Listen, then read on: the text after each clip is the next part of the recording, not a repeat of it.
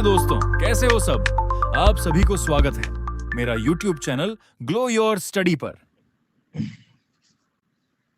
Hello दोस्तों, नमस्कार नमस्कार प्यारे दोस्तों, गुड इवनिंग, वेलकम।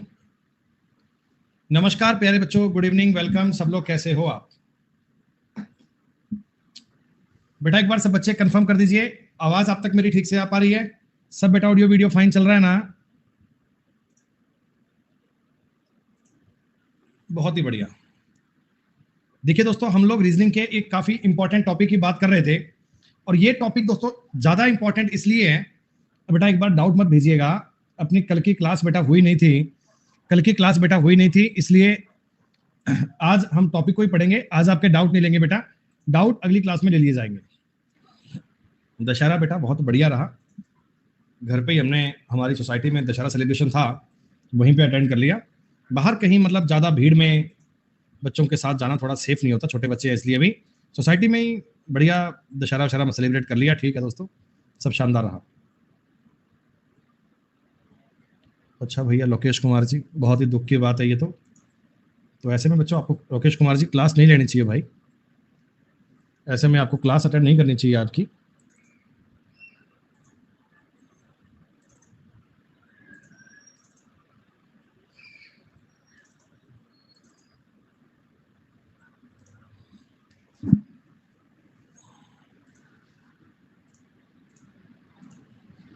सुनिएगा,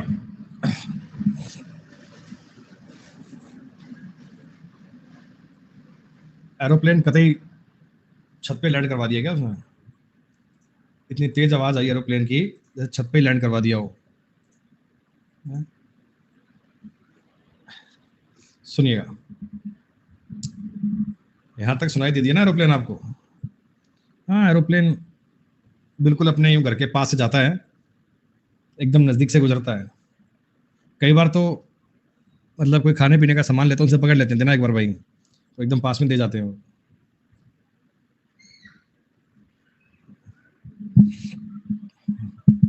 आपने 2-4 दिन पहले की न्यूज सुनी थी? एक आउट कंट्री की, एक फॉरेन की न्यूज थी। कि एक व्यक्ति बैठा था प्लेन में और कहीं पे जा रहा था, तो उसमें ग्राउंड फ्लोर से ही, मतलब जमीन से किसी व्यक्ति ने कोई गोली चलाई, और जब गोली चलाई तो आदमी की किस्मत देखो आप, प्लेन में आदमी बैठा, प्लेन में से घुस के जाके उस आदमी के कान पे लग गई। अब मैं सोचने में, हम दोनों दोस्त बात कर रहे थे भी उस आदमी की भी क्या किस्मत रही होगी। मतलब लोग मैं कहते हैं कि ऊंट पर बैठे आदमी को कुत्ता खा जाता है, तो उसके भी क्या नसीब रहे होंगे कि मतलब आदमी फ्लाइट में जा रहा है, भाई साहब जमीन से गोली चली और वो कहां जाके फ्लाइट को चीर फाड़ के भाई साहब आदमी के जाके कान पे लग गई। बताओ, ये वारदात अभी की हुई है, 2-4 दिन पहले की बात ही है। सारी दुनिया इस बात को लेकर बड़े टेंशन में थी कि ऐसे भी हो जाता है क्या। चलिए सुनिए दोस्तों, बेटा टॉपिक पे आते हैं दोस्तों। टॉपिक आप लोग पढ़ रहे थे लॉजिकल रीजनिंग। त्योहारों का मौसम सब शुरू हो गया है। अच्छा बच्चों, कई सारे बच्चों को ना ये डाउट था कि हमारी यूट्यूब की क्लास क्यों नहीं हो रही है। तो प्यारे बच्चों, हमारे स्टूडियो का आंशिक काम तो हो गया पूरा, मतलब आज उसमें एसी लग गए हैं दोनों, और उसमें इन्वर्टर की फिटिंग हो गई है, थोड़ा लाइट की फिटिंग चेंज हो गई है। कल टीम दिल्ली से आएगी, जो स्टूडियो लगाने आती हैं वो टीम दिल्ली से आएगी दोस्तों, तो वो शायद मेरे हिसाब से कल और परसों 2 दिन में काम कर देगी पूरा। क्या होता है कि बड़ी सोसाइटियों में रात के समय मतलब लेट नाइट काम करना अलाउ नहीं होता, क्योंकि वो मशीनों की आवाज़ आती है, ड्रिल की आवाज़ आती है, तो शाम की क्लास मतलब लेट नाइट तक काम नहीं हो सकता। तो मोस्ट प्रोबेबली 2 दिन में काम पूरा हो जाएगा, मतलब लास्ट से लास्ट सैटरडे तक मान लो काम हो जाएगा। मंडे से बच्चों आपकी यूट्यूब की क्लास भी रहेगी रेगुलर। जो कोई बच्चे बेटा यूट्यूब पे पढ़ते हैं वो मंडे से आप रेगुलर पढ़ लीजिएगा, चीज़ों का तुम्हें मजा आ जाएगा। ऐसा खतरनाक स्टूडियो बना रहे दोस्तों, स्टूडियो को देख कर मन खुश हो जाएगा। आधा कंसेप्ट तो स्टूडियो को देखकर ही पूरा हो जाएगा कि वाह यार वाह, इसी में मजा आ गया। अबे पारस भैया सब करवाएंगे तुम्हें, सब करवाएंगे। ऐसे ऐसे काम कर रहे हैं यूट्यूब के लिए, ऐसी ऐसी वीडियोस बना रहे हैं, तो मतलब देखते रहना आगे आगे होता है क्या। हाँ बेटा, कल मैथ की क्लास है, 86 इंच का, 86 इंच का। सुनिए प्यारे बच्चों, लॉजिकल रीजनिंग आप लोग पढ़ रहे थे। लॉजिकल का बच्चों मतलब होता है लॉजिकल का मतलब होता है तार्किक अभियोगिता। तो बेटा अभी तक इसमें ना आप लोगों ने 2 टॉपिक पढ़ लिए थे, ये टॉपिक मैन है लॉजिकल रीजनिंग, और आपने इसके 2 सब टॉपिक पढ़ लिए। सब टॉपिक मतलब इसके पार्ट थे दोस्तों। एक पार्ट आपने किया था अजम्पशन, और एक दोस्तों आपने टॉपिक किया था कंक्लूजन। अगर दोस्तों मैं आपको सही बताऊं ना, एसएससी के एग्जाम में इनका लेवल कम आता था, रेलवेज के एग्जाम में इनके क्वेश्चन ज्यादा आते थे। लेकिन चूंकि अब रीजनिंग मेंस में भी आ गई है दोस्तों, अब रीजनिंग मेंस में भी आ गई है, तो जितनी बातें मैं समझता हूं, जितनी अंडरस्टैंडिंग मैं सिलेबस को लेकर चलता हूं अपने, तो मुझे लगता है कि अगर मेंस में एसएससी वाले बढ़िया पेपर सेट करने का प्रयास करें। भाई देखो, पहली बार मेंस हो रहा है, तो जजमेंट में नहीं कर सकता, आप भी नहीं कर सकते, दुनिया का कोई व्यक्ति नहीं कर सकता कि इसमें क्या आएगा। हो सकता है कुछ कुछ बैंक के टॉपिक ले आए, मतलब इस प्रकार की चीजें ले आए, तो ये चूंकि अपने सिलेबस में दिए हुए हैं, तो आपको ये मेंस के एग्जाम के पॉइंट ऑफ व्यू से खासकर रूप से पढ़ने चाहिए। एक का बच्चे नाम होता है एक्शन, और एक का नाम होता है आर्ग्यूमेंट। ये 2 चीजें भी बेटा आप लोगों को करनी चाहिए, ये 2 बातें भी बेटा आप लोगों को ढंग से पढ़नी चाहिए। क्योंकि बेटा हमें ना बैंकिंग में इनके सवाल अक्सर मिला करते हैं, बैंकिंग में अक्सर इनके सवाल मिला करते हैं, बैंक में इनका सवाल अक्सर आया करता है, और रेलवे में भी आया करता है। लेकिन दोस्तों एसएससी में अभी मैं श्योर नहीं हूं, लेकिन ट्राई करते हैं क्या होता है, सुनिएगा। प्यारे बच्चों, अभी तक आप मुझे ये बात बताइए, अजम्पशन और कंक्लूजन में क्या फर्क होता है, ये समझ में आया तुम्हें? अजम्पशन और कंक्लूजन में फर्क क्या होता है? जब अजम्पशन लिखा आए तो माइंड हमारा चलना चाहिए विचार पे, कि मतलब इस काम को करने से पहले करने वाले ने क्या सोचा होगा, क्या सोचकर काम किया होगा। पॉजिटिव सेंस को माइंड में ऑब्जर्व करना है और आपने उस बात को अप्लाई कर देना है, वो आपका होता है अजम्पशन। क्या क्या हो सकता है, ये नहीं तेनाली, पॉजिटिव वे में क्या हो सकता है। चीजों का रिजल्ट तो पॉजिटिव नेगेटिव सब पॉसिबल है, लेकिन आपको पॉजिटिव चलना है। शुक्रिया बेटा फरीदा, अलजेब्रा आप पढ़ रहे हैं, बहुत बढ़िया बेटा, पूरी क्लास पढ़ लेना, उसके बाद प्री और मेंस के क्वेश्चन ट्राई कर लेना, 100% गारंटी है सारे सवाल कर पाओगे। अब दोस्तों आज जिस बारे में बात करने वाला हूं ना, वो है जी आर्ग्यूमेंट। पहले मैं आपको बेटा हमेशा की तरह आर्ग्यूमेंट का कंसेप्ट सिखाऊंगा, आपको बताऊंगा कि इनको अप्लाई कैसे करना है। अभी तक के लिए बेटा मैं एक बात आपको बता दूं कि एसएससी में इनके क्वेश्चन रेयर आया करते हैं। मैं फ्यूचर का एक बैकअप, एक फ्यूचर का एक आपका सेफ जोन लेकर चल रहा हूं, इसलिए आज ये डिटेल में करवा रहा हूं। आज तक हमने जितने बैच पढ़ाए हैं अनअकैडमी पर, उनमें से इतना ज्यादा डिटेल में नहीं करवाया जितना आपको आज पहली बार करवा रहा हूं। इतना आर्ग्यूमेंट नहीं करवाया, ये नॉर्मली बैंक का टॉपिक है, बैंक में आया करता है, ठीक है। तो सुनिएगा बहुत ध्यान से, सुनिएगा बहुत आराम से, चीजें सुनिएगा बहुत अच्छे प्रकार से। प्यारे बच्चों, यहां पे देखो स्टेटमेंट तो वही है जो आज तक आया करता था, स्टेटमेंट में कोई बात आ जाती है। आर्ग्यूमेंट का मतलब क्या होता है बच्चे? आर्ग्यूमेंट का मतलब होता है बहस, या दोस्तों मैं इस पर आपको दूंगा तर्क। अब ये तर्क का मतलब क्या होता है, तर्क की बात क्या होती है, सुनिएगा दोस्तों। कोई भी 2 पर्सन है, ए और बी, ए और बी दोस्तों 2 पर्सन है ना, तो उनमें किसी बात को लेकर बहस हो गई, उनमें किसी बात को लेकर बहस हो गई, तो बहस अगर होगी तो कब होगी? जब उनके विचार नहीं मिलेंगे। भाई सीधी सी बात है, आपने मुझे कहा सर ये गिलास बहुत अच्छा है, मैंने कहा हाँ बेटा ये गिलास बहुत अच्छा है, तो आपकी मेरी बहस क्यों होगी? हम लोग तो एक ही बात पे एग्री कर रहे हैं, एक ही बात पे सहमत हो रहे हैं बेटा, तो अपनी कोई बहस थोड़ी होगी। अपनी आपस में डिस्कशन, अपनी आपस में बहस, कंट्रोवर्सी कब होगी? जब मैंने आपको बोला कि बच्चे ये गिलास बहुत अच्छा है, आपने कहा नहीं सर ये तो अच्छा नहीं है, तब बेटा आपकी और मेरी लड़ाई हो जाएगी, तब आपका और मेरा झगड़ा हो जाएगा, तब आपका और मेरा आपस में आर्ग्यूमेंट हो जाएगा। आई बात समझ में? कोई भी पॉइंट हो, कोई भी पॉइंट हो, कोई भी बात हो बेटा, ओपिनियन अगर हमारे 2 लोगों के अलग अलग आते हैं ना, तो उन पर हमारा आर्ग्यूमेंट होता है, उन पर हमारा आर्ग्यूमेंट होता है। लड़ाई नहीं होती है, लड़ाई एक अलग चीज है, पढ़ किसके है, लड़ाई नहीं करनी है, आर्ग्यूमेंट करते हैं, आर्ग्यूमेंट। अब सुनिएगा, बहस में देखो क्या होता है ना बच्चे, कई बार क्या होता है 2 लोग किसी बात पे बहस करते हैं, और हो सकता है दोनों लोग अपनी अपनी जगह पे सही हो। भाई 2 लोग अपनी अपनी जगह पे सही हो, जैसे मान लो एक जगह पर ऐसा 6 लिखा हुआ, अब एक पर्सन अगर इस साइड से देख रहा है तो इसको 6 नजर आएगा, एक व्यक्ति इस साइड से देख रहा है इसको 9 नजर आएगा। अब ये आपस में लड़ते रहेंगे, एक कहेगा 6 है, एक कहेगा 9 है, लेकिन दोनों की ओपिनियन अलग अलग है ना बेटा, दोनों के विचार अलग अलग है। विचार अलग अलग पता है क्यों है? क्योंकि इनका देखने का नजरिया अलग अलग है, इनका चीजों को देखने का प्लेस अलग अलग है, इनको चीजों को देखने का हिसाब अलग अलग है। आई बात समझ में? तो यहां पे क्या हमें करना है और क्या हमें सीखना है बेटा, एक बात सुनिएगा, मैं तुम्हें रोज की तरह ये सवाल समझाने के लिए एक एग्जांपल लूंगा। जैसे मैंने स्टेटमेंट का एग्जांपल लिया था, तुम्हें समझाया कंक्लूजन क्या होता है, अजम्पशन का एक एग्जांपल लिया, वो तुम्हें समझाया। अब इसका जो स्टेटमेंट होता है ना, इसके स्टेटमेंट में भी विशेष बात होती है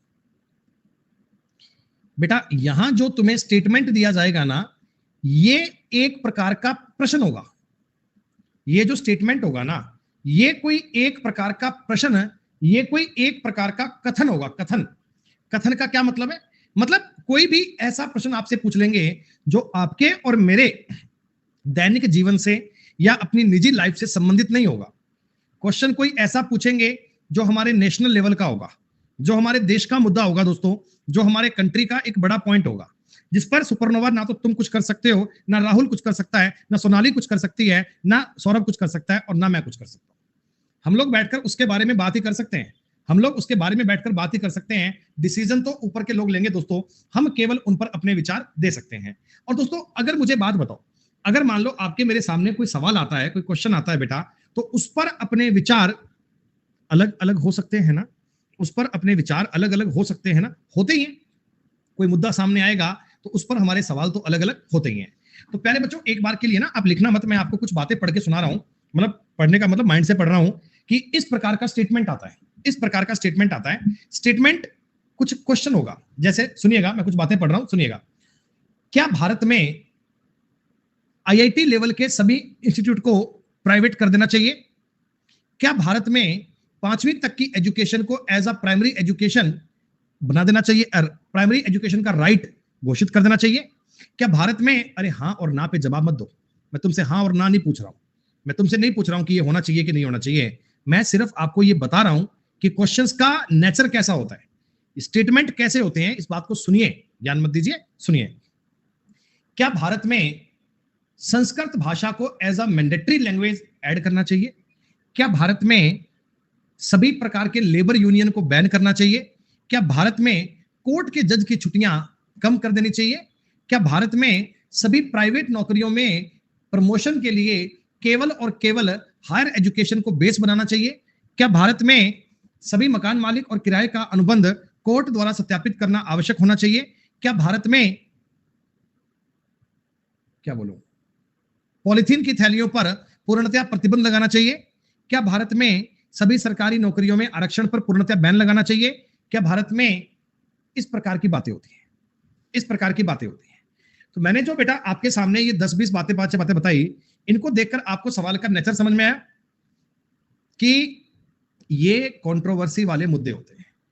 अब दोस्तों ये जो इतने इतने मुद्दे आपके सामने आएंगे, तो इन पर जाहिर सी बात है कई लोग तो इसके फेवर में भी आएंगे, कई लोग इसके अगेंस्ट भी आएंगे, क्या कई लोग इसके प्रतिबंध में आएंगे, कई लोग इसकी सपोर्ट में आएंगे, और कई लोग इनके खिलाफ भी आएंगे। तो हमें इसी बात को समझना है बेटा। समझने के लिए मैं आपके सामने एक नॉर्मल सा एग्जाम्पल ले रहा हूं।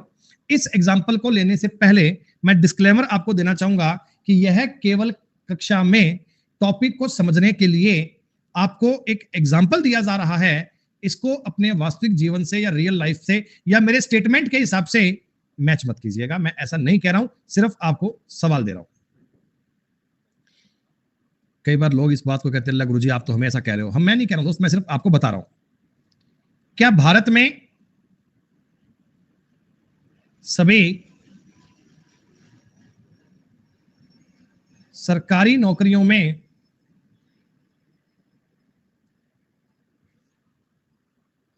आरक्षण पर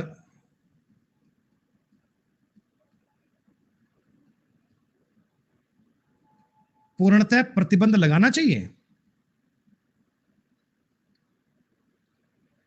अब दोस्तों मैंने आपके सामने जब ये सवाल पढ़ा, मैंने आपके सामने जब ये क्वेश्चन पढ़ा, तो जाहिर सी बात है आधी क्लास के मन में आया होगा कि हाँ बैन लगाना चाहिए, कई कहेंगे ना ना बैन नहीं लगाना चाहिए। ऐसा होता है, कई लोग इसके फेवर में आएंगे, कई लोग इसके अगेंस्ट चलेंगे। आर्ग्यूमेंट, आर्ग्यूमेंट इस पर होंगे किस प्रकार के, वो सुनिएगा। पहला, एक व्यक्ति कहता जी हां, जी हां, आर्ग्यूमेंट लगाने आया, कहता हां बैन लगाना चाहिए। मैंने पूछा क्यों? तो कह रहे जी आरक्षण के कारण, आरक्षण के कारण कम प्रतिभावान लोग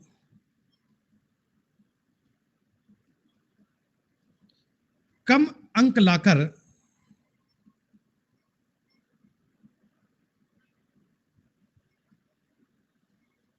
नौकरी प्राप्त कर लेते हैं। जबकि अधिक प्रतिभावान लोग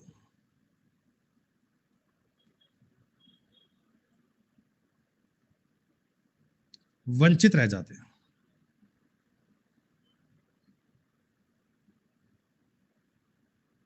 देख रहा हूं कई बालक क्लास में बड़ी बेशर्मी से बातें किए जा रहे हैं। बड़ी बेशर्मी से आरक्षण का मतलब होता है रिजर्वेशन, बतिया रहे हैं। दोस्तों मैं आपको ना बताना चाहूंगा कि ये जो चीजें आप लोग पढ़ रहे हो ना, इनका सिर्फ पढ़ाई का पर्पज बेटा आपको सिर्फ ये क्लास में ये बातें बताने का नहीं है। हमारी इन चीजों का औचित्य, हमारी इन बातों का मतलब, ये सब समझाने का टारगेट ये है कि आप अपनी गवर्नमेंट जॉब को सिक्योर कर पाए, आप अपने माता पिता के सपनों को साकार कर पाएं, आप अपने जीवन के आने वाले समय को अच्छे प्रकार से बिता पाएं, आप अपने देश की अच्छे प्रकार से सेवा कर पाएं, एक अच्छे नागरिक बनने का फर्ज अदा कर पाएं। अब देखो ये चीजों की कदर किसे होती है। मैं अभी लास्ट दिल्ली गया था कुछ दिन पहले, अपना दिल्ली में मीटअप था, तो वहां मुझे एक बच्चा मिला, एक बालक मिला दोस्तों, और मैं उसकी बात को सुनकर बड़ा ही भावुक हो गया था। हालांकि मैंने उनके सामने इस बात को रिप्रेजेंट होने नहीं दिया कि भाई मैं तुम्हारी बात से बड़ा इमोशनल हो गया, लेकिन मुझे वो बात बहुत मतलब सीरियस लगी। उस बालक ने मुझे ये बताया, और वो बालक अभी क्लास में है, मेरी बात सुन भी रहा है, मैं जानता हूं, सुनिए भाई। उन्होंने मुझे ये बताया कि सर मैं इस नौकरी के लिए कितना भी पढ़ सकता हूं, कितना भी मैं मेहनत करने को तैयार हूं सर, मुझे कितनी भी मेहनत करनी पड़े मैं तैयार हूं। तो मैंने कहा भाई इतना कैसे जुनून, इतना कैसे जज्बा। तो कह रहे हैं सर मैं एक बहुत ही मिडिल क्लास फैमिली से या मान लो नॉर्मल फैमिली से आता हूं, तो मुझे सब अब जब नौकरी की या पैसा कमाने की, दोस्तों घर चलाने के लिए ना आपको पैसा कमाने की आवश्यकता होती है। और जो ये घड़ी हवा में उड़ रहे हैं ना व्यवस्था, मैं आपको बता दूं व्यवस्था कि अगर आप आज के समय में 4 रुपए कमाते हो तो आपके घर परिवार रिश्तेदारी में इज्जत होगी, अगर नहीं कमाते तो नहीं होगी। इज्जत तभी है अगर आप 4 रुपए बढ़िया से कमाते हो, आप एक अच्छी जिंदगी जी रहे हो दोस्तों। नहीं तो दोस्त अपने जो सगे होते हैं वो भी नहीं पूछते। मेरे को बढ़िया प्रकार से याद है वो समय है, एक समय की बात थी दोस्तों, हमारी रिश्तेदारी में सगे, मेरे मतलब सगे रिलेशन में किसी के यहाँ शादी थी, तो उन्होंने मतलब हमारी फैमिली को शादी में बुलाया नहीं था। क्यों नहीं बुलाया था पता, क्या सोचकर नहीं बुलाया था कि इनके लड़कों बच्चों के पास में ढंग के कपड़े तो होंगे नहीं, तो शादी में क्या ढंग के कपड़े पहन कर आएंगे, ये मतलब क्या कार्ड में मतलब ब्याह में हमारा खराब करेंगे फेस है, तो इनको मतलब रहने दो। है वो समय की बात थी। हम तो बहुत छोटे थे उस समय, पापा हमें बताते हैं उस समय कि भाई अपने साथ में ऐसा हुआ है। अभी जब वो देखते हैं, कभी बात करते हैं, अभी जब कभी देखते हैं तो वो ऐसे करते हैं, अरे मन्नू मेरा बेटा। अब उनको मेरे में उनका बेटा नजर आ रहा है। पता है क्यों? समय। अरे बेटा मेरे को जयपुर आना था कल, तो फिर वहां से आने की क्या व्यवस्था होगी? मैंने कहा कोई बात नहीं, आप आ जाना, मैं आपको पोलो विक्ट्री से लेने आ जाऊंगा, आप आना मेरे पास, आप फ्लैट में देखना। बेटा वो आपके वो उधर एसी वेसी लगा होगा बढ़िया से? अरे मैंने कहा चिंता मत करो, 3 BHK फ्लैट है, एसी 5 लगे हैं, तुम चिंता मत करो, तुम जहां सोओगे वहीं एसी की हवा आएगी, तुम घबराओ मत। समय बात कर रहे हो, मतलब ये चीजें होती हैं दोस्तों। उस दोस्त ने मुझे बताया, कहने लगा सर मैंने ना कहीं पे प्राइवेट जॉब करी थी, 10-15 दिन मैंने काम किया था, 10-15 दिन मैंने काम किया था, दिन में 15-15, 12-12, 13-13 घंटे मैं मेहनत करी, सड़कों पे घूमा, जगह घूमा सर, मेरे पैरों में दर्द होने लग गया, लेकिन जो कंपनी टारगेट देती थी वो पूरे नहीं होते थे सर। तो जब ये व्यक्ति बच्चा वो बात स्टेटमेंट कह रहा था ना, तो उसकी आंखों में आंसू आए नहीं थे, पर आने में कमी बची नहीं थी। आंखों में आंसू आए नहीं थे, आने में कमी बची नहीं थी। और जब मैं वापस कार में दिल्ली से जयपुर आ रहा था, तो मेरी आंखों में आंसू आ रहे थे कि ये लड़का ना पक्का गारंटी के साथ ये जॉब लगेगा।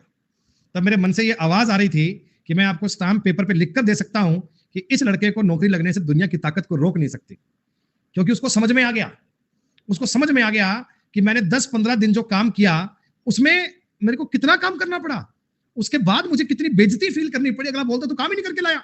वो कह रहा सर मैं 10 घंटे रोड पे घुमा हूं, आज 10 घंटे रोड पे घुमा हूं, किसी ने मुझसे सामान खरीदा ही नहीं। तो वो कह रहा नहीं तू काम नहीं करके आया। तो वो कह रहा नहीं, इससे बढ़िया तो मैं पढ़ूंगा सर, मैं 10-10 घंटे पढ़ूंगा, लेकिन नौकरी लेकर आऊंगा। तो ऐसा दोस्तों आपको काम करना पड़ेगा, आपको अपने आप को साबित करना पड़ेगा। ठीक, अगली बात, एक व्यक्ति कहता जी नहीं, कह रहा नहीं सरकारी नौकरी में आरक्षण पर बैन मत लगाओ। मैंने कहा क्यों?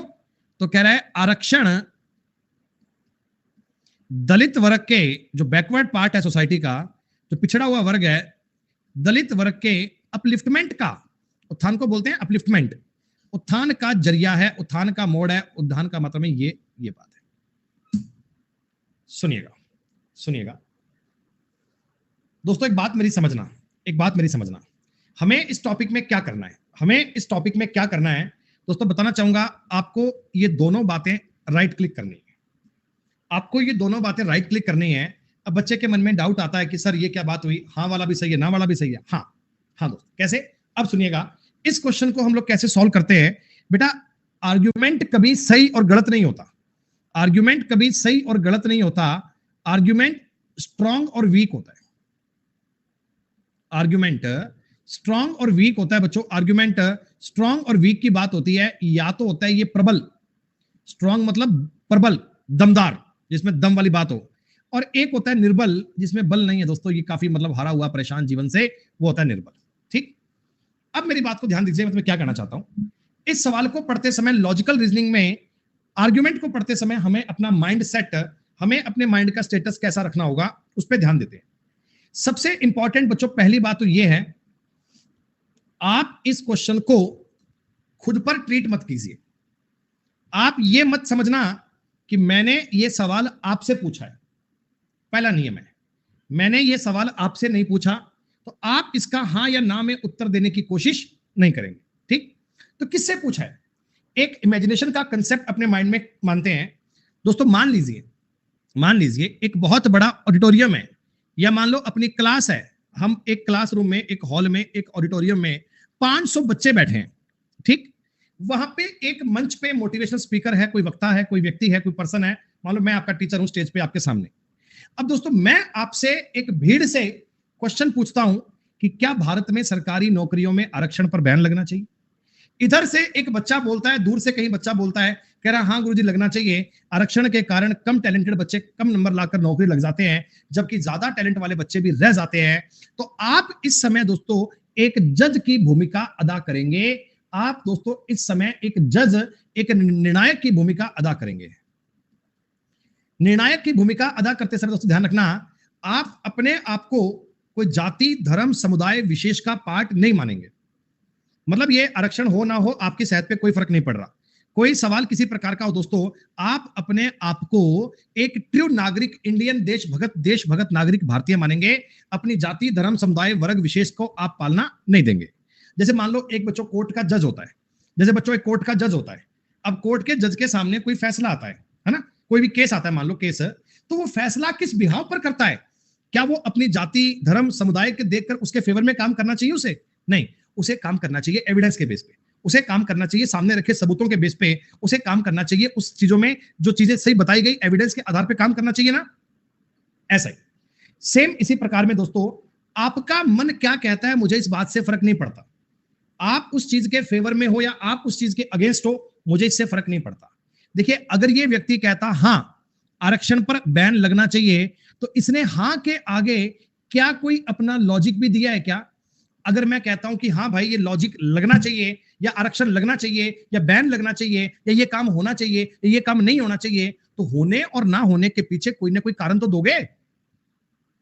मैंने आपसे बोला दोस्तों ये फोन है ना, फोन बड़ा अच्छा है, ये फोन बड़ा अच्छा है, तो इसके अच्छा होने का कोई कारण तो दूंगा मैं आपको। इसमें सेफ्टी फीचर ज्यादा है, इसका कैमरा अच्छा है, इसमें ये क्वालिटी आती है, इसमें ये क्वालिटी, कुछ भी है, XYZ कुछ भी है, उस चीज पीछे कोई ना कोई कारण दूंगा ना, कोई ना कोई बात बताऊंगा ना, रीजन दूंगा ना। वो रीजन कोई लॉजिक बोलते हैं बच्चों, और आपका काम है इस लॉजिक के बारे में देखना कि ये लॉजिक या तो होगा स्ट्रॉन्ग और या होगा वीक।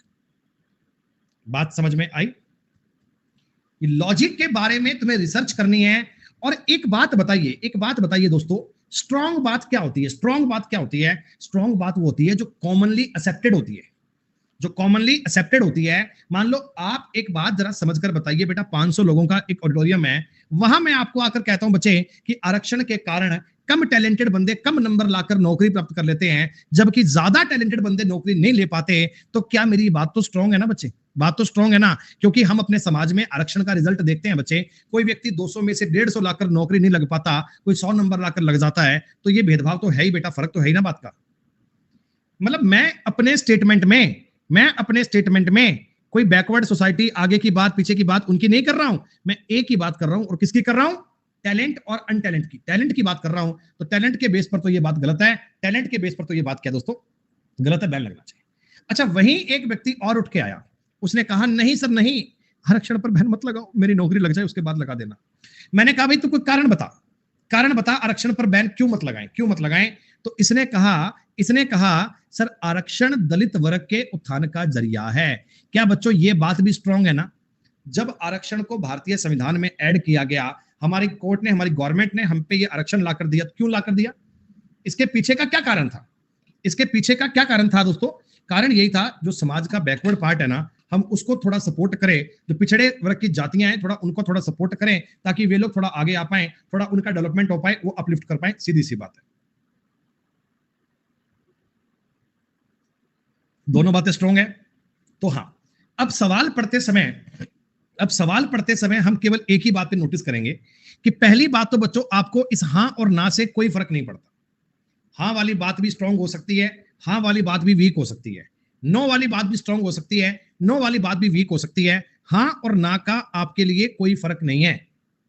तो ये बात तो अपने दिमाग से निकाल दो कि आपको सवाल पढ़ते ही हां और ना सोचना है, कभी नहीं सोचना, भूल से भी नहीं सोचना। आप केवल और केवल इस लॉजिक को पढ़ेंगे, केवल और केवल इस लॉजिक को पढ़ेंगे। और अगर ये लॉजिक कॉमनली एक्सेप्टेड है, इतना तो हमारा आईक्यू लेवल होगा, इतना तो हमारा दिमाग होना चाहिए, क्योंकि बेटा ये दिमाग ही चेक करते हैं, आपका आईक्यू लेवल चेक करते हैं कि कौन सी चीज कॉमनली एक्सेप्टेड है और कौन सी चीज कॉमनली एक्सेप्टेड नहीं है। तो स्ट्रॉन्ग आर्ग्यूमेंट के कुछ कानून होते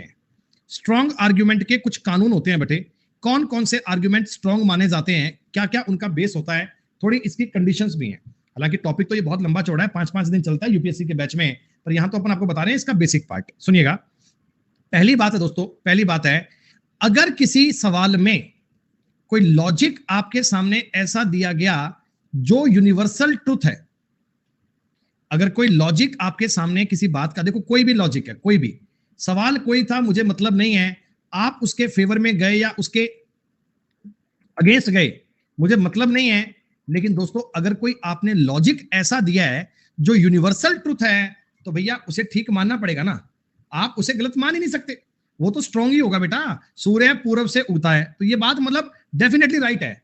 इस पर तो अपन किसी चीज में इस बात पे कोई विचार व्यक्ति कर ही नहीं सकते। दूसरी बात, अगर कोई साइंटिफिकली करो, आप साइंस की बजाय या साइंस कर लो, साइंस फैक्ट, अगर कोई वैज्ञानिक तथ्य है, अगर कोई ऐसा पॉइंट है, अगर कोई ऐसी बात है जो साइंस के अकॉर्डिंग प्रूव हो चुकी है, साइंस के अकॉर्डिंग कोई बात प्रूव हो चुकी है, साइंस के अकॉर्डिंग कोई बात साबित हो चुकी है, तो वो चीज तो बेटा आपके लिए करेक्ट है, वो चीज तो करेक्ट है। मैं उस चीज को रॉन्ग कैसे मान सकता हूं? उस पर तो कोई व्यक्ति बहस करता होगा, तो हमें साइंटिफिकली फैक्ट बात को राइट मानना पड़ेगा, उसमें कोई चिंता थोड़ी है। तीसरी बात बड़ी इंपॉर्टेंट है दोस्तों, वो है डेवलपमेंट ऑफ द कंट्री।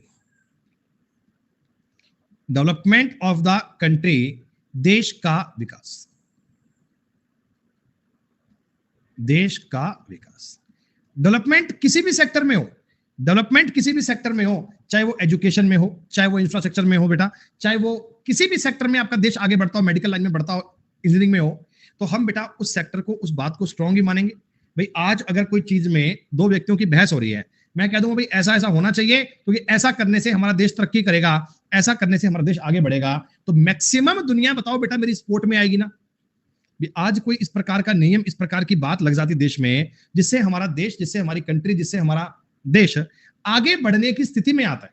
मैं उस पर जो कारण दे रहा हूं ना, मेरा कारण ऐसा है जो मेरे देश को डेवलपमेंट की ओर ले जा रहा है, चाहे वो किसी भी सेक्टर में हो, चाहे वो इकोनॉमिकली हो, चाहे वो इंफ्रास्ट्रक्चर में हो, चाहे मेडिकल में हो, in any sector doesn't matter, मैं अपनी बात को क्या मानूंगा, राइट, वो अपनी बातें क्या होंगी, स्ट्रॉन्ग। अगला एक बड़ा इंपॉर्टेंट बात समझिएगा, ये यूपीएससी के एग्जाम में सबसे ज्यादा आता है। बैंक वाले ठीक है दे देते हैं बच्चे, ये होता है जी जनरल व्यवहार, सामान्य व्यवहार। ये जो चीजें ना बेटा, ये जो चीजें हैं, ये ना तो कहीं संविधान में लिखी गई हैं, ना किसी दुनिया की कोर्ट ने लिख कर दी हैं। हम अपनी अंडरस्टैंडिंग के बिहाव पर आसपास की चीजों को ऑब्जर्व करते हैं। जैसे जैसे बच्चों एक बात समझ लीजिए, मैं आपको आसान सा एग्जांपल दे रहा हूं कि क्या सभी प्राइवेट नौकरी में इंटरनल प्रमोशन के लिए केवल उच्च शिक्षा को आधार बनाना चाहिए? एक व्यक्ति कहता हां, उच्च शिक्षा बाकी सभी फैक्टर से इंपॉर्टेंट होती है। दूसरा व्यक्ति कहता नहीं, इंटरनल प्रमोशन के मामले में आपका डेडिकेशन ऑफ वर्क, आपकी परफॉर्मेंस, क्वालिटी ऑफ परफॉर्मेंस, आपकी पंक्चुअलिटी, स्किल्स, ये सब चीजें काम करती हैं, इनके आधार पर प्रमोशन होना चाहिए। तो बच्चों आप मुझे बताओ, सेकंड व्यक्ति वाली बात ज्यादा स्ट्रांग है ना? ये बात ज्यादा स्ट्रांग है ना? अब ये चीज कहीं संविधान में लिखी थोड़ी है, ये कोई अपने आर्टिकल नंबर 16A में लिखी थोड़ी है, ये तो हमने समझा है अपने कॉमन सेंस से भी। आज एक एग्जांपल के लिए मानो भाई, अपना अनअकैडमी प्लेटफॉर्म है, एक ऑनलाइन एजुकेशन का प्लेटफॉर्म है। यहां हम लोग दोस्तों आपके सामने एजुकेटर है। अब मान लो एजुकेटर को कल को भैया प्रमोशन की बात आती है। अब हमारी लाइन में प्रमोशन एक्चुअली होता ही नहीं है, हमारी ऐसी लाइन है, इसमें जिस दिन मैंने ज्वाइन किया था अनअकैडमी, उस दिन भी एजुकेटर था, मैं आज भी एजुकेटर हूं, क्योंकि सबसे ऊपर की रैंक एजुकेटर की होती है और उसी पे बैठे हैं, इससे ऊपर तो कहां जाएंगे, है ही नहीं। हाँ बस ऐसा है कि हर साल थोड़ा 4 रुपया बढ़ जाता है, थोड़ा इंक्रीमेंट लग जाता है, तो वो अपना प्रमोशन हो जाता है। ठीक है, आगे बढ़ते हैं। तो एजुकेटर बच्चे हैं। अब एक साल बाद में हमारा पैसा बढ़ेगा कि नहीं बढ़ेगा, ये किस बात पे डिपेंड करेगा बच्चों? ये किस बात पे डिपेंड करेगा कि मैंने बीटेक कर रखी है कि एमटेक कर रखी है, इस बात पे डिपेंड करेगा?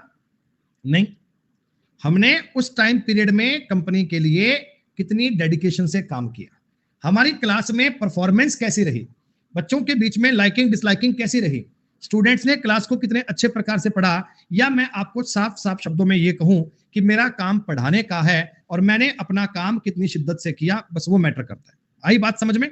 तो चीजें क्या है ना, इंटरनल प्रमोशन के मामले में हमारी क्वालिटी ऑफ परफॉर्मेंस काम करती है, और यहां नहीं, हर जगह हर सेक्टर में ऑल एवरेज टाइम काम करते हैं। कोई आर्ग्यूमेंट वीक कब होगा? पहली बात है बच्चों, जब किसी आर्ग्यूमेंट में ओनली वर्ड आ जाए ना, ओनली, तो भैया ये उसकी सारी कहानी को खराब कर देता है, ये उसकी सारी कहानी को नाश कर देता है। जैसे कि मैं एग्जांपल के लिए आपको बताऊं, सेकंड वाली बात स्ट्रांग थी, लेकिन अगर मैं आरक्षण के पहले एक वर्ड जोड़ दूं, केवल आरक्षण दलित वर्ग के उत्थान का जरिया है, तो गलत हो गया। केवल आरक्षण जरिया नहीं है, जरिए और भी हो सकते हैं। आप इन लोगों को एजुकेशन फ्री प्रोवाइड करवाएं, आप कुछ भी, मतलब आरक्षण के अलावा भी सेकंड सब्स्टिट्यूट हो सकते हैं, केवल नहीं लगाऊंगा। क्या भारत में सभी उम्र की महिलाओं की एजुकेशन फ्री करनी चाहिए? क्या भारत में सभी उम्र की महिलाओं की एजुकेशन फ्री करनी चाहिए? एक व्यक्ति कहता हां, इससे भारतीय समाज में महिलाओं की साक्षरता दर सुधारने में सहायता मिलेगी। It will help us to improvement of ratio of women education, महिलाओं की एजुकेशन रेट सुधारने में सहायता मिलेगी। सही है, लेकिन अगर मैं आपको यह बोल दूं कि भारत में महिलाओं की साक्षरता दर सुधारने का केवल यही तरीका है, तो यह बात गलत होगी, यह बात गलत होगी। आई बात समझ में? आपको बेटा कॉमन सेंस से ना, आपको कॉमन सेंस से उस बात का मीनिंग ऑब्जर्व करना है कि आखिर तुम्हें सवाल कहना क्या चाहता है। दूसरी और बड़ी बेटा जरूरी चीज है जिसका नाम होता है तुलना, comparison between two state, two countries, कुछ भी हो बेटा, हम कंपैरिजन को कभी एक्सेप्ट नहीं करते। आज मान लो दोस्तों यूएसए में कोई नियम चल रहा है, सेम नियम आपके लिए भी इंप्लीमेंट कर दिया जाए तो ये पॉसिबल नहीं है, क्योंकि हम उनसे हर मामले में डिफरेंट है। अपने देश की इकोनॉमी है, अपने देश की अर्थव्यवस्था है, अपने देश का कल्चर है, चीजें मतलब बहुत चीज डिफरेंट है, तो आप उनका कानून यहां थोप तो इस बात सही नहीं है। जैसे दोस्तों मैं आपको ये कह दूं कि क्या भारत में वोट डालने की एज 18 साल से घटाकर 16 साल कर देनी चाहिए? तो एक आदमी ने तर्क दिया हां, अमेरिका में भी वोट डालने की एज 16 साल है, तो ये बात गलत है। मतलब आपने जो पॉइंट दिया ना, पॉइंट सही नहीं है। मेरे को हां ना से फर्क नहीं पड़ता, मैं ये कहूंगा कि आपने अमेरिका का कारण दे दिया, सही नहीं है। लेकिन अगर मैं इसका आपको एक पॉइंट ऐसा बोल दूं कि हाँ एज 16 साल करनी चाहिए, क्योंकि वैज्ञानिक तथ्यों के अनुसार 16 साल की एज तक बच्चे का मानसिक विकास इतना हो जाता है कि वो अपने लिए सही और गलत सरकार का चयन कर सकता है।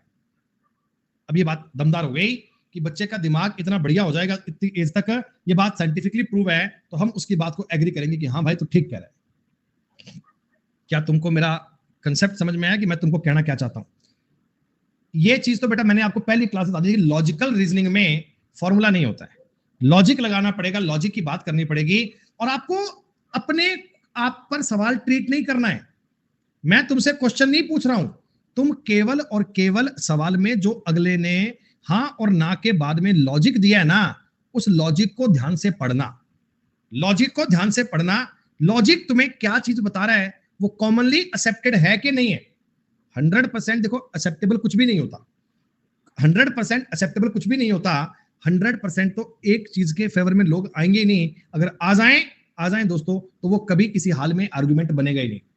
आर्गुमेंट तभी बनेगा जब उस पर थोड़े लोगों में कंट्रोवर्सी आए, और कंट्रोवर्सी के लिए बेटा देखो ये मैं बताऊं आपको ना, ये टॉपिक जो यूपीएससी के एग्जाम में आता है, सही बताऊं बेटा, इसका जो एक्चुअल लेवल है ना, तो सीसेट के एग्जाम में आता है।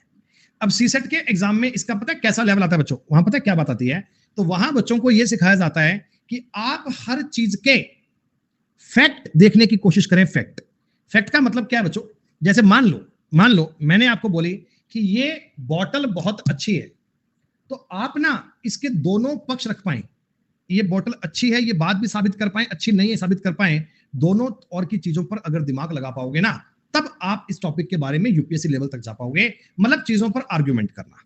जैसे मान लो कोई भी मुद्दा मान लो, भाई आज मैंने मान लिया बुलेट ट्रेन, मान ली भारत बुलेट ट्रेन, तो बुलेट ट्रेन लाने के फायदे भी है नुकसान भी है, फायदे भी है नुकसान भी है, तो फायदे और नुकसान दोनों को अगर कंपेयर कर लिया जाए तो वही आपके लिए फैक्ट बन जाएगा, वही आपका टॉपिक बन जाएगा दोस्तों। बस समझते हैं, सवाल का उत्तर ऐसा आएगा,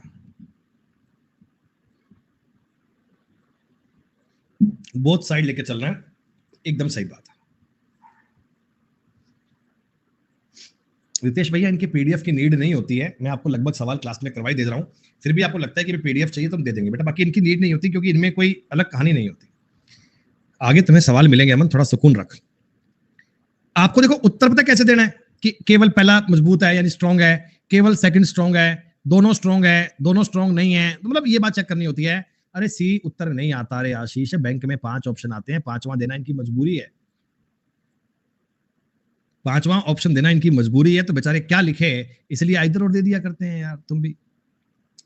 अच्छा मैं तुम्हें एक बार इस सवाल बताने से पहले चाहूंगा कि आप ना पहले पढ़ें, आंसर मत देना प्लीज, मैं कमेंट ऑफ करने पे आप मुझे फोर्स मत करो, आंसर मत देना, तुम मत कहना कि स्ट्रॉन्ग है कि वीक है, मैं चाह रहा हूं मैं 1 मिनट के लिए शांत हूं, आप बड़े आराम से इसे पढ़ें।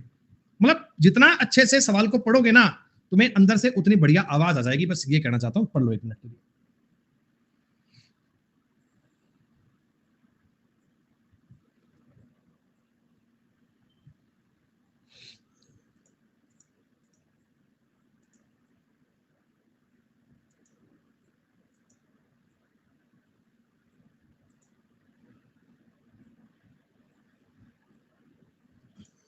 डन, सुनिएगा, देखो सवाल को पढ़कर कभी ये मत कहना कि ऐसा कुछ सवाल पूछता है क्या, कुछ भी पूछ सकते हैं, आर्गुमेंट है, किसी बात पे भी आ सकता है। Should tax be abolished in developing country like India, क्या भारत जैसे विकासशील देशों में करों को समाप्त कर देना चाहिए? No, good sources of tax income for the government to take step to development of the country, नहीं, देश का विकास करने के लिए सरकार को अच्छे सोर्स पे टैक्स इंप्लीमेंट करना चाहिए, ये बात एकदम स्ट्रॉन्ग है। मैंने आपको ये बात बच्चों कानून में सिखाई थी कि हमें हमेशा देश के डेवलपमेंट की बात करनी है। आज कोई व्यक्ति खड़ी पंचायत में कहता है कि भाई देश में टैक्स बंद कर दूं, मैंने कहा नहीं रे भाई, सही सोर्स पे लिया गया टैक्स देश के विकास के लिए जरूरी है, तो इसको आप टैक्स को लगा रहने दो। दूसरा, yes these taxes are not used for the welfare of the nation, इन करों का उपयोग राष्ट्र के निर्माण कल्याण के लिए नहीं किया जाता।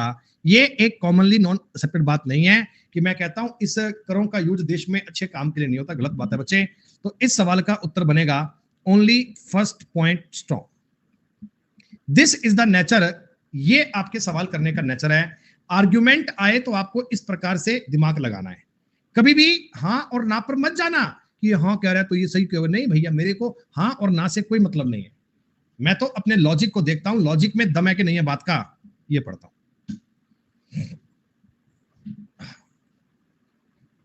शुड स्टेट रन एसएससी के पेपर के पूछे हुए सवाल है ये। Should state run lotteries be close, क्या राज्य द्वारा संचालित लॉटरी को बंद कर देना चाहिए?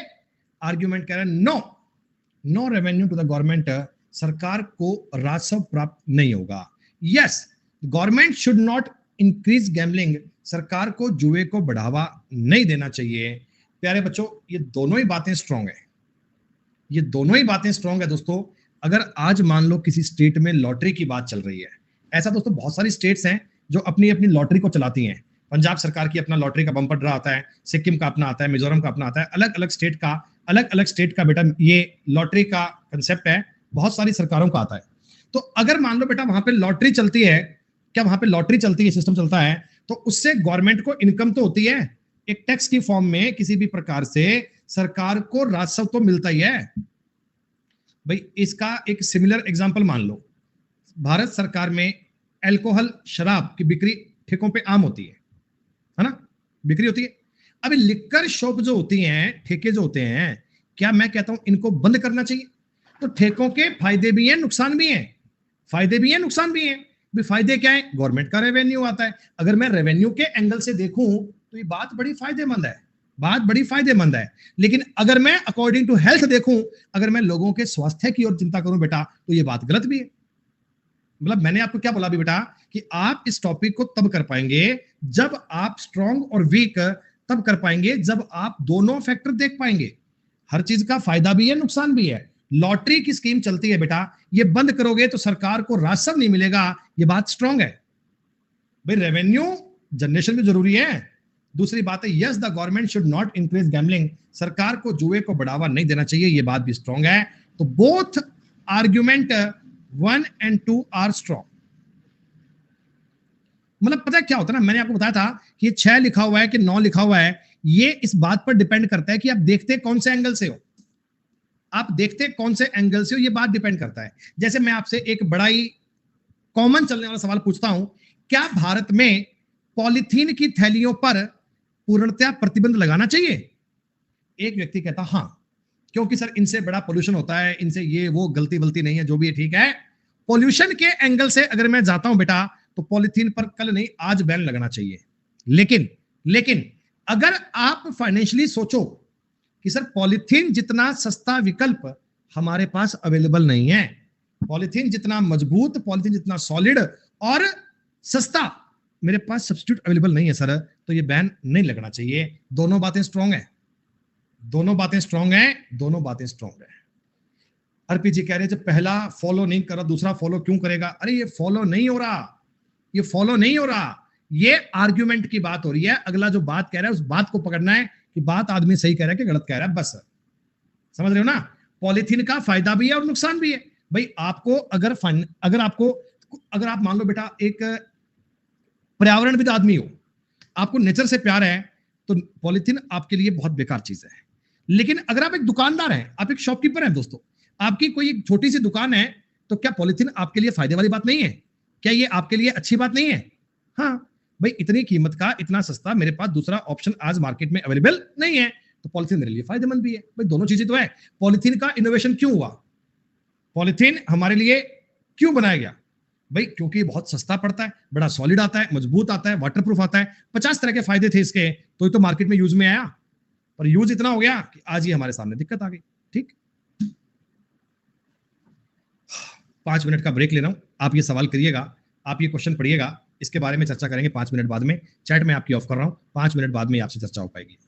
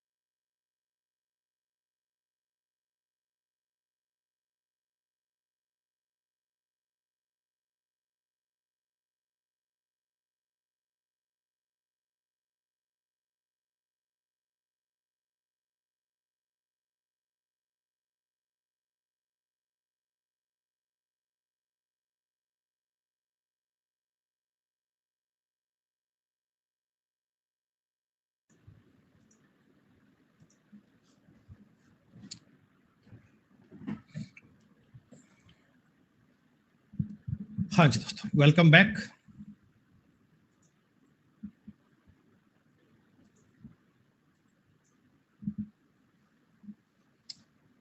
दोस्तों पहली बात, to meet the energy requirement India should try to use solar energy. ऊर्जा की आवश्यकताओं को पूरा करने के लिए भारत को सौर ऊर्जा का उपयोग करने का प्रयास करना चाहिए। हाँ, भारत में उत्पादित ऊर्जा मुख्यतः नवीनकरणीय है दोस्तों। मतलब अभी जो अपने सोर्स चल रहे हैं दोस्तों, ये एक टाइम के बाद में आके खत्म हो जाएंगे, एक समय के बाद में आकर ये पूरे हो जाएंगे। तो ये बात तो बेटा है कि हमें इस कारण से सौर ऊर्जा पर डिपेंड होना चाहिए, उस पर ट्राई करना चाहिए। No, setting up a solar power plant will require huge capital which is lacking in India. दोस्तों ये सेकंड वाली बात किसी भी प्रकार से सही नहीं है। अगर आप इंडिया के डेवलपमेंट की बात करते, इंडिया को पॉजिटिव वे में ऊपर बात करते, तो मैं आपकी बात को स्ट्रांग मानता। लेकिन आप कह रहे हो भारत के पास पैसे की कमी है, कर नहीं पाएगा, इसको नहीं करना चाहिए, तो ये कहानी हमारे लिए नेगेटिव सेंस में जा रही है। ये बात बेटा हमारे लिए नेगेटिव सेंस में जा रही है। अरे समझने की बात तो ट्राई करें ना, भारत के पास पैसे की कमी थोड़ी ना बेटा। भूमि बेटा आवाज ठीक कैसे आएगी? सारी दुनिया के पास आवाज ठीक से आ रही है, सबके पास आवाज ठीक से आ रही है, अब तुम्हारे पास नहीं आ रही तो मैं कैसे करूं ठीक उसको? बाकी सब बच्चे प्रॉपर वे में सुन पा रहे हैं, सब कुछ ठीक हो रहा है बेटा। अब एक ही कमेंट बार बार कर रहे हैं कि मेरे पास आवाज नहीं आ रही। अब तुम्हारा कमेंट पढ़ लिया तो आवाज ठीक हो गई। अरे तेनाली, पॉजिटिव नहीं सोचना है, इंडिया के डेवलपमेंट की बात करनी है रे भाई। जहां आपके देश की तरक्की की बात होती है, जहां देश को आगे ले जाने की बात होती है। अरे मैंने आपको रूल्स बताए ना, ये लिखे नहीं क्या तेनाली? इतने नोट नहीं करे क्या?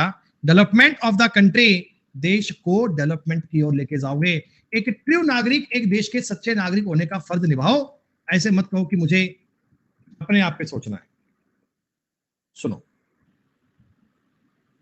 Should new big industries in started in Delhi? क्या दिल्ली में नए बड़े उद्योग शुरू करने चाहिए? दोनों बातें होंगी बेटा। अगर आपके शहर में नई इंडस्ट्रीज आएंगी, नया उद्योग लगेंगे, तो बेटा लोगों को रोजगार के अवसर मिलेंगे और आपके शहर में पोल्यूशन भी बढ़ेगा। इंडस्ट्रीज के दोनों कारण होंगे, दोनों। ये रियल फैक्ट है, ये साइंटिफिक फैक्ट है बेटा। इंडस्ट्रीज आएंगी तो आपके शहर में पोल्यूशन की बात भी बढ़ेगी और आपके पास लोगों के पास अपॉर्चुनिटीज बढ़ेंगी, रोजगार बढ़ेगा। दोनों बातें स्ट्रॉन्ग है। नजरिया देखिएगा बातों को देखने का, बातों को सुनने का सेंस समझिएगा बेटा। आप एक जज हैं, एक जज हैं दोस्तों, आप एक जज हैं। आपको अपने आप पर सवाल ट्रीट नहीं करना। जब ये बात मस्तिष्क में आ गई तो कोई भी सवाल कर पाओगे। ये वो बात आ गई अग्निवीर वाली, अग्निवीर वाली बात आ गई। Should every college student in India undergo a compulsory military training program to earn their degree? क्या भारत में कॉलेज के हर छात्र को अपनी डिग्री प्राप्त करने के लिए कंपल्सरी सैन्य प्रशिक्षण कार्यक्रम से गुजरना चाहिए? Yes, it is one of the way to increase the man force in the defence army. क्या बच्चों, इससे अपनी आर्मी में मैन फोर्स तो बढ़ेगी, इससे अपनी आर्मी में मनुष्यों का बल तो बढ़ेगा। ये बात तो करेक्ट है, ये बात तो करेक्ट है भाई। देखो मैं आपको क्या कह रहा हूं, अगर मैं देश का हर एक नागरिक सेना में भर्ती कर दूंगा तो इससे अपनी मैन फोर्स तो बढ़ेगी। कितने लोग ग्रेजुएट होंगे, वो सेना में ज्वाइन करेंगे तो मैन फोर्स तो हमारी इंक्रीज होगी दोस्तों। No, it is against the right to individual to choose their own territory. व्यक्ति का अपना स्वयं का क्षेत्र चुनने का अधिकार के खिलाफ है। ये बात भी स्ट्रॉन्ग है दोस्तों, क्योंकि भारतीय संविधान के अकॉर्डिंग, भारतीय संविधान के अकॉर्डिंग हर एक व्यक्ति को अपनी इच्छा से, अपने मन से अपनी टेरिटरी, अपना एरिया, अपना फील्ड चुनने का अधिकार है। भाई आप किसी बात पे अगर तर्क दे रहे हो तो कॉन्स्टिट्यूशन को मद्देनजर दोगे ना बेटा। जो अपने देश का कानून है, संविधान है, जो अपने देश का रूल है, उसको तो बेटा मानेंगे ना। तो मैं कहता हूं बेटा ये हमारे स्वतंत्रता के अधिकारों का हनन है, स्वतंत्रता के अधिकारों का हनन है। तो क्या ये बात हमारी राइट नहीं होगी? क्या ये बात भी स्ट्रांग नहीं होगी? हमें नहीं, ऐसा नहीं है ना, ऐसा नहीं है कि कंपलसरी नहीं कर सकते। आज हमारे देश में ये कंपलसरी नहीं है। कल को मान लो एक कानून आ जाए, कल को एक कानून आ जाए, कानून लागू हो जाए, फिर ये हमारे लिए मैंडेटरी है, फिर ये हमारा कानून है, हमें कानून को फॉलो करना पड़ेगा। आप ये समझो ना, इसने, मैं ये मत कहो नहीं होना चाहिए ट्रेनिंग तो करवा दो। अबे ट्रेनिंग की बात मत कर भाई, मैं तुम्हें ये कह रहा हूं, यह व्यक्ति के स्वयं के अधिकार चुनने के अधिकार के खिलाफ है। ये वाली बात स्ट्रॉन्ग है कि वीक है, इस बात पे जाओ खाली। तुम उस बात पे मत जाओ कि होना चाहिए कि नहीं होना चाहिए, सैनिक भर्ती होने चाहिए, सेना, अरे मत जाओ उस बात पे। आप केवल और केवल इसे पढ़ो, इसे पढ़ो, आप केवल इसे पढ़ो। नहीं, मैं मानता हूं सेना बढ़नी चाहिए, तुम्हारे मानने से क्या होता है? तुम केवल और केवल यह बात पढ़ो कि यह व्यक्ति के स्वयं का अधिकार चुनने के खिलाफ है। तो अधिकार चुनने के खिलाफ है कि नहीं है? तो मैं तुम्हें चिल्ला चिल्ला कर बार बार एक बात कह रहा हूं कि इसको मत लो, नेसेसरी होना चाहिए। सर इजराइल ने कर रखा है ना, सर इजराइल में हर यूथ के लिए 3 साल की मिलिट्री सर्विस मैंडेटरी कर रखी है ना।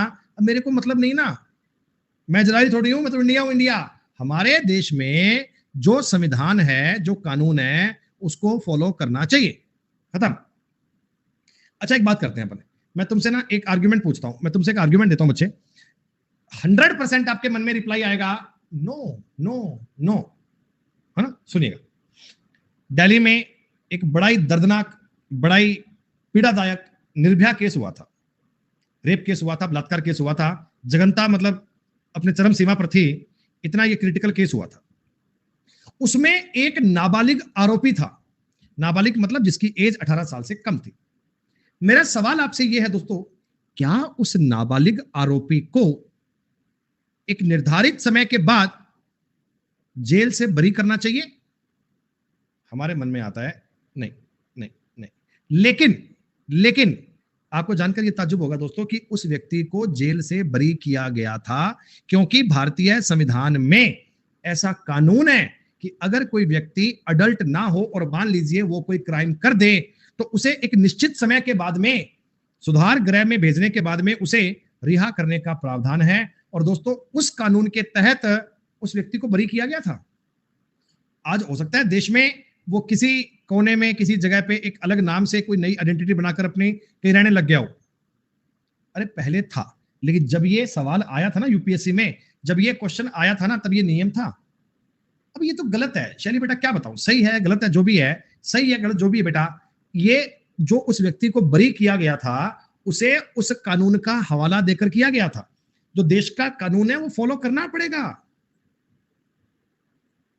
एक व्यक्ति ने चोरी करी, एक व्यक्ति ने चोरी करी कहीं पे, लेकिन इसने मजबूरी में करी, मान लो इसकी मम्मी बीमार थी, इसके पापा बीमार थे, भाई बीमार था, उनकी दवाई लानी थी, पैसे नहीं थे, तो इसने चोरी कर ली। अब एक व्यक्ति कहता भी इसने इस प्रॉब्लम में करी है, इसको छोड़ दिया जाए। दूसरा आदमी कहता नहीं सर, भारतीय संविधान के अकॉर्डिंग चोरी करने वाले व्यक्ति को इतने इतने समय टाइम की सजा देनी चाहिए। तो मैं इसकी बात को राइट मानूंगा, चाहे उसकी जो भी मजबूरी रही हो, चाहे इसका जो भी कारण रहा हो, लेकिन दोस्तों कानून है, चोरी करने पर जो बात है माननी पड़ेगी। अरे आप देश के कानून से ऊपर थोड़ी हो, समझने वाली बात है बेटा। ये टॉपिक लॉजिकल रीजनिंग चल रही है, कई कई लोगों को तो बात समझ में आएगी, कई कई लोगों की तो बात समझ में आएगी, कई लोग नहीं समझ पाएंगे। ये सवाल है दोस्तों जनरल बिहेवियर का, ये सवाल है जनरल बिहेवियर का, इसमें कानून काम नहीं करेगा। ये एक जनरल बिहेवियर का सवाल है, इसमें कानून काम नहीं करेगा। Should all office only work 5 days a week? क्या सभी कार्यालयों को सप्ताह में 5 दिन काम करना चाहिए? यस। छोड़ो इसे, आगे बढ़ते हैं। It will help us in improving the productivity of the employ. यह कर्मचारियों की उत्पादकता में सुधार करने में मदद करेगा। राइट राइट बच्चों, ये प्रोडक्टिविटी इंप्रूव करने में हेल्प करता है। और इसीलिए शायद आपने देखा होगा आज बहुत सारे ऑफिसेज, बहुत सारी एमएनसीज कंपनी, ऑलमोस्ट सब में 5 day वीक का कंसेप्ट भी आ चुका है, 5 day वीक चलता है। इवन अभी कुछ समय पहले आपने एक स्टडी पढ़ी होगी, नहीं पढ़ी तो गौर कर लीजिएगा कि एक बार अभी कुछ समय पहले ना अमेजन ने दोस्तों एक 4 day वीक का कंसेप्ट अप्लाई करने की कोशिश की थी।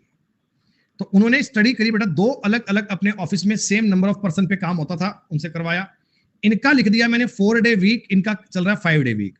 यकीन मानिएगा इनकी प्रोडक्टिविटी इन लोगों से ज्यादा आई थी।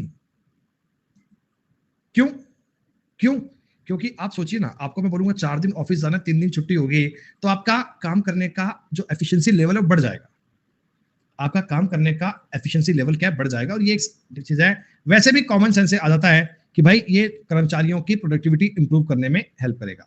Yes, this will ensure full attendance on other days, यह अन्य दिनों में पूर्ण उपस्थिति को सुनिश्चित करेगा। बेटा ये बाकी के दिनों में आप 100% अटेंडेंस देंगे, ये बात सही नहीं है, ये बात सही नहीं है। क्यों? क्योंकि आप अगर 4 दिन ऑफिस के 5 दिन काम कर रहे हैं तो इससे अटेंडेंस पे आपकी क्या फर्क पड़ेगा? नहीं पड़ेगा। अटेंडेंस पे कैसे फर्क डालोगे? ये प्रोडक्टिविटी को इंक्रीज करने की बात है। अगर आप मान लो कहीं 7 दिन के लिए बाहर जा रहे हैं, 7 दिन के लिए बाहर जा रहे हैं, तो आप जाएंगे, आपका 4 डे वीक हो, 5 डे वीक हो बेटा। कोई व्यक्ति बीमार है, 3 दिन से ऑफिस नहीं आ रहा, तो वो नहीं आएगा। 4 डे वीक का 5 डे वीक का फर्क नहीं पड़ता बेटा। 4 डे वीक का, 5 डे वीक का, 6 डे वीक का जो यूज था ना, ये प्रोडक्टिविटी इंक्रीज करने को था, ये प्रोडक्टिविटी इंक्रीज करने का कंसेप्ट है। इन बातों को लॉजिकल समझें आप। मैं कह रहा हूं ना, ठंडे दिमाग से इन बातों को पढ़कर इनके बारे में काम करने की कोशिश करें। ये टॉपिक एसएससी में बहुत कम आता है, बहुत रेयर देखने को मिलता है। मैं सिर्फ तुम्हें फ्यूचर की आगे की बात को लेकर चल रहा हूं।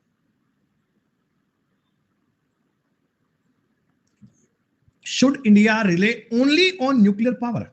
इन्होंने स्टेटमेंट में ओनली वर्ड का यूज किया।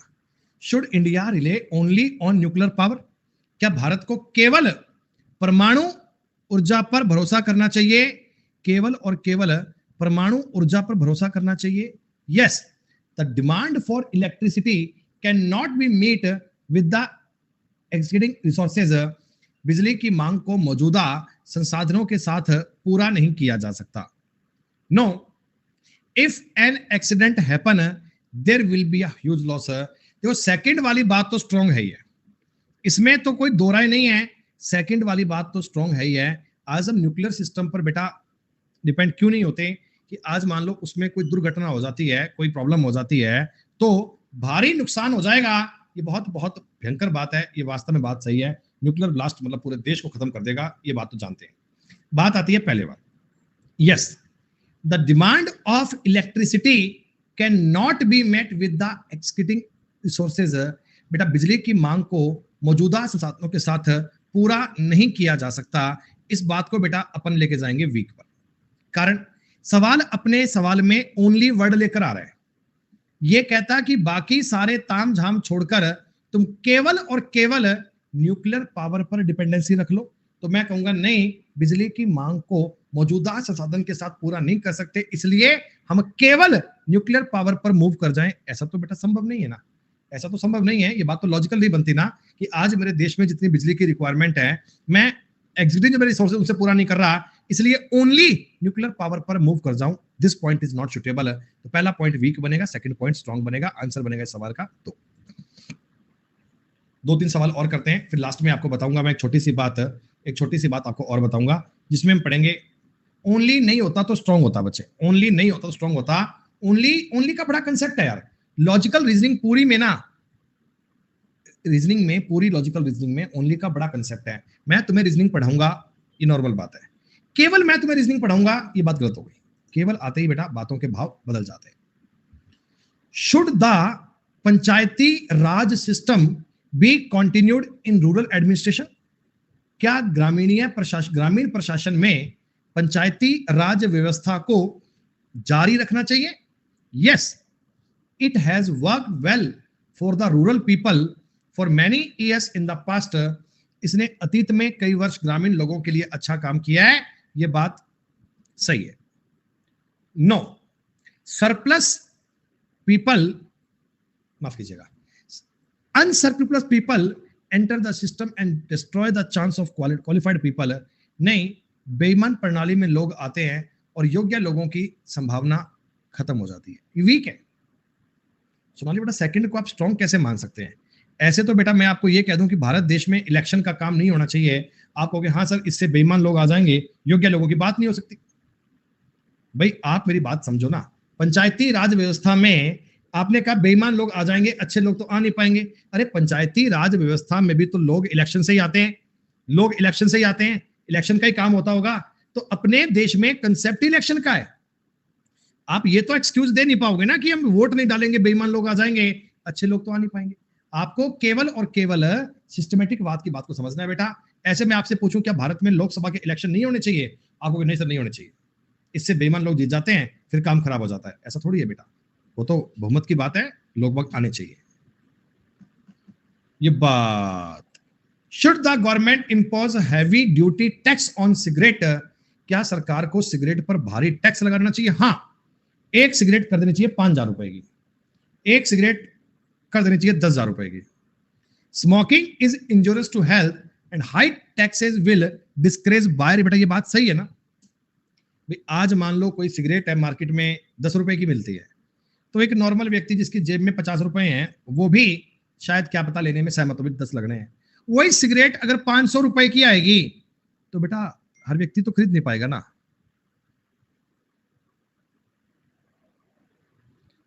नहीं, सरकार के लिए it is a source of income for the government.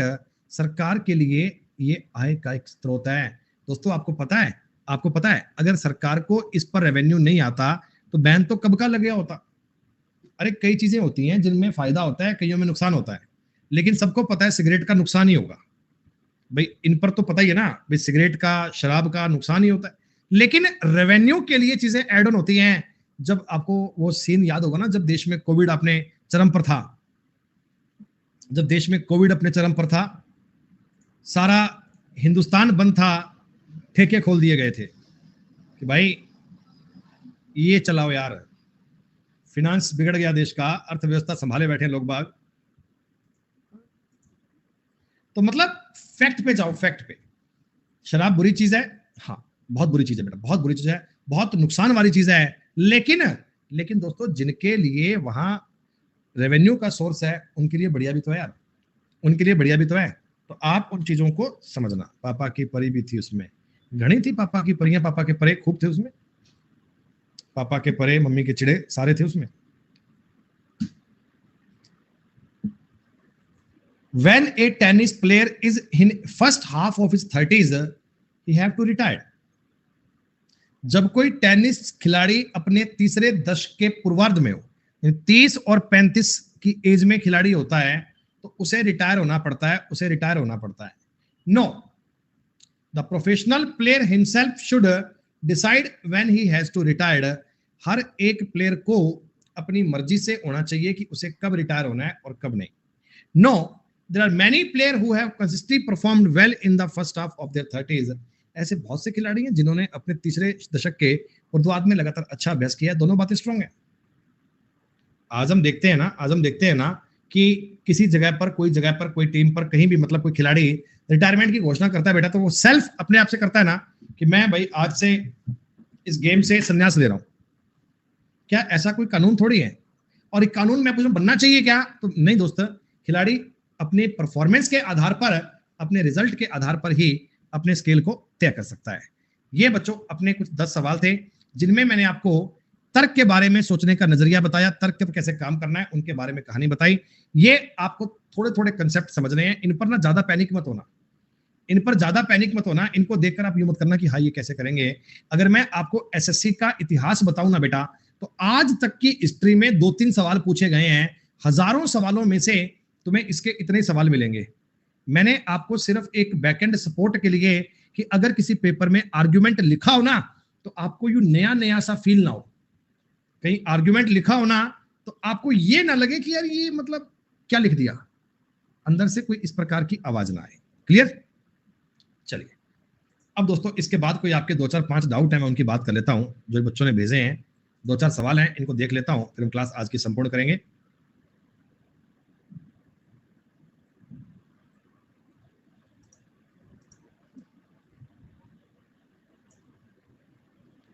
What is the difference between B and D? B और D का क्या डिफरेंस है? बेटा इस सवाल का डेटा पूरा नहीं है यार, ये एक दिन बेटा पहले भी से पूछा था, इसका डेटा कंप्लीट नहीं है दोस्त सवाल का। क्योंकि आप एक बार ऑप्शन को देखो, बातों को पढ़ो बेटा। ये 50, ये 16, ये 25, ये 20 को देखकर 1250, 850 ये इतने नंबर तो संभव ही नहीं है ना।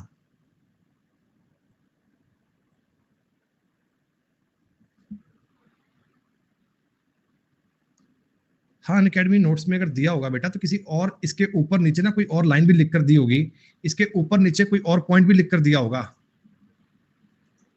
अच्छा बेटा, जिनके पास आइकॉनिक सब्सक्रिप्शन है, आपके पास ये हार्ड कॉपी के नोट्स आ गए क्या? हार्ड कॉपी के नोट्स आप तक पहुंच गए क्या? अब तक किसी बच्चे के पास में नहीं आए। अच्छा, आप लोगों से कोई एड्रेस लिया? आपसे कोई आपका एड्रेस का क्लैरिफिकेशन लिया क्या? अच्छा, मतलब कई कई बच्चों से एड्रेस ले लिया, ठीक है। मतलब कई कई बच्चों से एड्रेस लिया है, इसका मतलब उनको नोट्स मिल रहे होंगे, ठीक है बेटा। मतलब मैं यही जानना चाहता था भी एड्रेस कईयों से लिया है कि किसी से नहीं लिया? जब कईयों से 10 अक्टूबर को बोला है, ठीक है, कॉल पे। बेटा ये तो आपको मैथमेटिकल साइन पुट करने हैं, आप ऑप्शन देखो ना बेटा। जिन्होंने ये सवाल भेजा है, मैं नाम तो आपका नहीं देख पा रहा, पर इतना बता दो बेटा, आपको इस सवाल में ऑप्शन से देखना पड़ेगा। हाँ, सैटरडे क्लास होगा दोस्त, बिल्कुल होगा। तुमने दशहरे की छुट्टी ले ली है, सैटरडे की क्लास तो करवाएंगे ना बेटा। हाँ भैया, तो इसमें बोर्ड मास का नियम अप्लाई करना है, ये बात तुम्हें समझ में आनी चाहिए भाई। 14 गुणा 5 70 और 41 111। 76 में 35 जोड़ोगे तो भी 111, तो ये साइन लगा दो बेटा, मल्टीप्लाई प्लस इक्वल टू और प्लस, ये साइन से बात बन जाएगी। नहीं, तो कॉमन सेंस की बात है दोस्त। आप इसमें साइन अगर ये नहीं मिलता ऑप्शन में, तो यहां माइनस भी कर सकते हो, ये इक्वल टू भी कर सकते हो, कोई दिक्कत थोड़ी है। आप ऐसा भी तो कर सकते हो, कुछ भी कर सकते हो बेटा, डिपेंड करता है सवाल के डेटा पे। आज तो जहाज बड़े उड़ रहे हैं, पता नहीं क्या चक्कर है। पता नहीं, मैं बहुत जहाज के पास बैठ लिया आकर आज।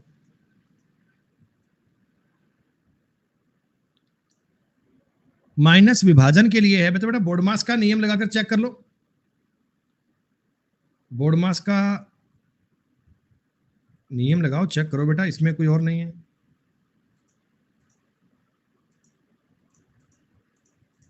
रजनीश भैया, जो ये बालक गलत आंसर बनाया करते थे, इनकी छुट्टी कर दी हमने स्टाफ से यार, ये बहुत गलतियां करते थे शीट में, इनको। सोनाली बेटा, बोर्ड मास अगली क्लास में होगा। इस टॉपिक के लॉजिकल रीजनिंग के जस्ट बाद में बोर्ड मास ही करवाएंगे पूरा। इसके जस्ट बाद में आपको बोर्ड मास ही करवाएंगे पूरा बेटा। सांगनेर एयरपोर्ट के पास रहते हो क्या? नहीं, इतना पास भी नहीं हूं।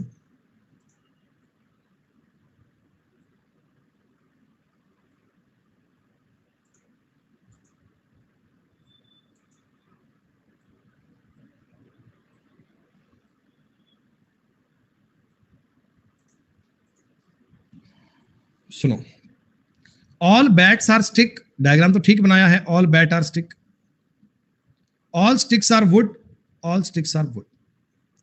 पहला कह रहा है some wood are not bat, ये पार्शली है, some wood are not bat, all bat are wood. बेटा इसका उत्तर बनेगा ओनली सेकंड।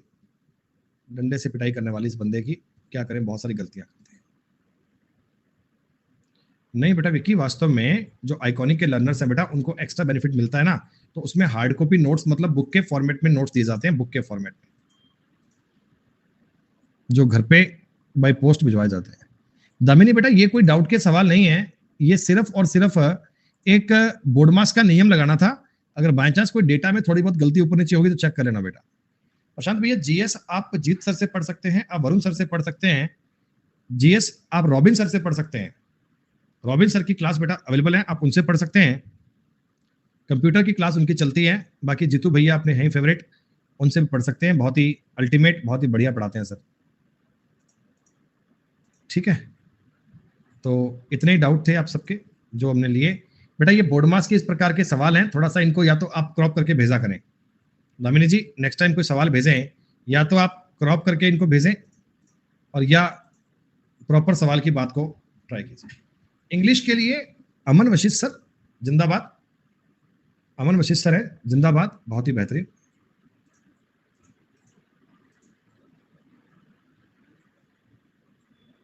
एडवांस मैथ में थ्योरी को अप्लाई नहीं कर पा रहा हूं, अप्लाई करनी पड़ेगी प्रसाद। बेटा एडवांस मैथ का मतलब ही थ्योरम्स को समझना है। एडवांस मैथ में कोई एक फॉर्मूला काम नहीं करता, that is only based on theorems and concepts. Theorem and concept आपको रटने पड़ेंगे, समझने पड़ेंगे, जो मर्जी मान लो, काम करना पड़ेगा उस पर। ठीक है दोस्तों, ये आशीष भैया ने एक हैंड राइज कर रखा है, चलिए इनसे बात कर लेता हूं। दामिनी बेटा, मेरी मैथ की क्लास सुबह 10 से 12 चलती है, जिसमें ज्योमेट्री चल रहा है। ज्योमेट्री में भी बात करें तो सेंटर ऑफ ट्रायंगल चल रहे हैं, इन सेंटर पूरा हो गया, सरकम सेंटर स्टार्ट हो गया था। कल की क्लास में सरकम सेंटर होगा, सरकम सेंटर जिसे हम बोलते हैं परिकेंद्र, उसके कंसेप्ट चल रहे हैं। ठीक है, चलिए दोस्तों, उम्मीद करता हूं कि सेशन आपके लिए यूजफुल रहा होगा, चीजें आपने बहुत बढ़िया प्रकार से समझी और आपके लिए बेहतर प्रकार से क्लियर होंगी। तो इतना ही काम आज करते हैं दोस्तों, बाकी बातें कल करेंगे। कल फ्राइडे दोस्तों, कल भी अपनी क्लास होगी। कल हम आपको इसका बचा हुआ पार्ट करवाएंगे और उसके बाद दोस्तों अपन कल बोर्ड मास पढ़ेंगे। कल की क्लास का नाम तो सीटिंग अरेंजमेंट होगा, लेकिन कल तुम्हें करवाया बोर्ड मास जाएगा। कल बोर्ड मास की बातें कीजिएगा, तो आगे बात करते हैं। धन्यवाद दोस्तों, जय हिंद, जय भारत, सब ख्याल रखिए अपना, शुक्रिया।